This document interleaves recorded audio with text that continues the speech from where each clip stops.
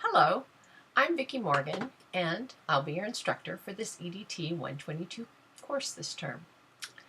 This course contains a little bit about educational fundraising and a lot about educational grant writing, which is a very specific topic. This is not for obtaining student grants, in other words, grants to go to school. It's about writing grants for education to receive funding for educational projects. This course is online, so you will be responsible for going into the course every week, reading all announcements, although most of them will also be sent to you, reading the lectures, which you will find under modules/eText, completing the assignments, and posting in the discussion. Your ultimate goal in this class is to write a grant proposal. What you will be working on in modules 2 through 8 will all go toward that final project. You will have to do some additional research and reading to gather more information. You'll learn some general information about grants. You will see in your initial reading that I took this class in the past and wrote a grant and got it funded by Washington so we could complete a project at Cerritos College.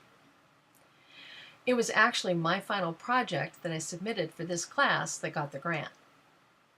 I know some students stumble into this class and then realize that they don't really have an interest in writing an educational grant.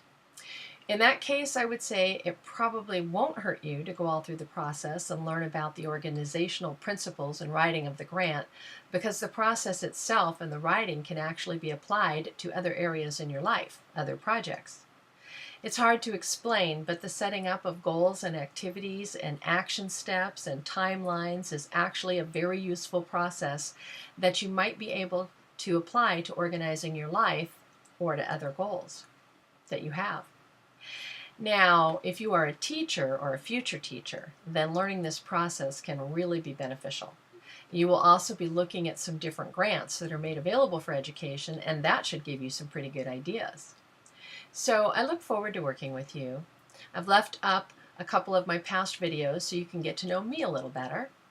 I look forward to getting to know more about you.